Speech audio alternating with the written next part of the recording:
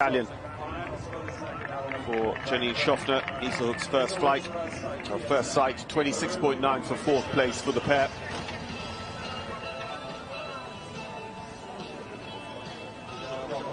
Still to see Hannah Sue Holberg, leader after dressage, and Cassie Sanger out for the second time. Fernhill Zorro is her horse good enough for third in the dressage of this division. Doug's up at the Run Advisory Inner Harbour. Both elements there. Looks like he almost went off the bank. They have that down bank there on the 5-star, and it goes off the side of the fence. Looks like he just Andrew McConnon for the United States of America out the start box with Deluxe Steel, the grey horse.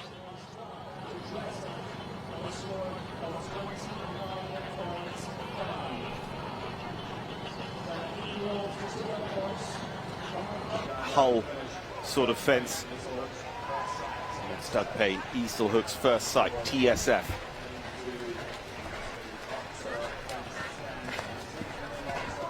He was very nice with that fence. He kind of sets up their shape for the coffin. That ascending rail on the back.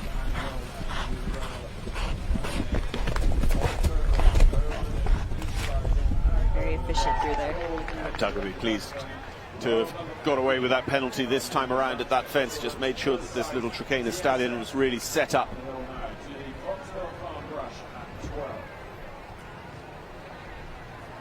Gets the 4-stride spot, which is the primary decision that most people have made. It's just been conditions against people that have seen them go on a difference.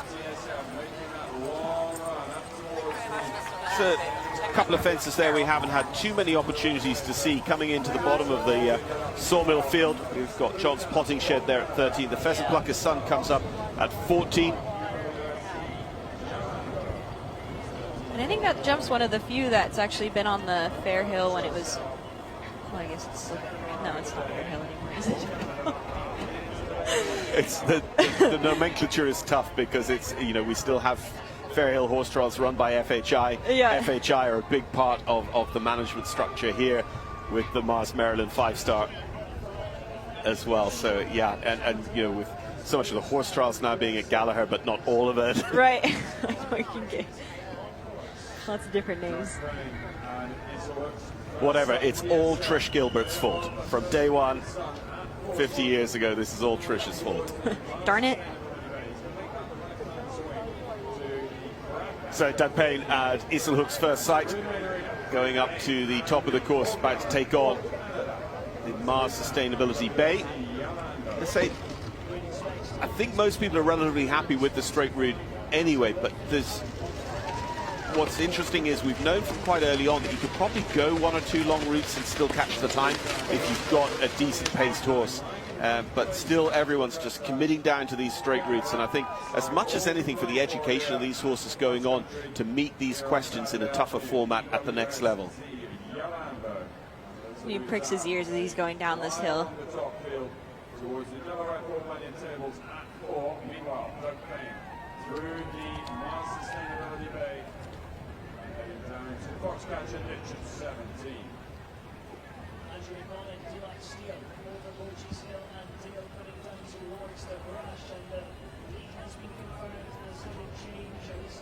This is kind of a question for them. You know, they go down the hill and then they're asked to come back up the hill and kind of pick back up again. So they certainly have to be very fit for this course. Yeah, this last effort, and it's not only the effort of coming up the hill, but then probably one of the most complicated complexes on course. Yeah, another accuracy question.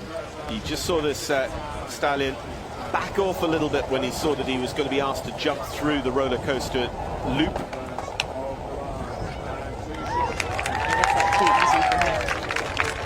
Nicely through all the elements there of our County Fair roller coaster.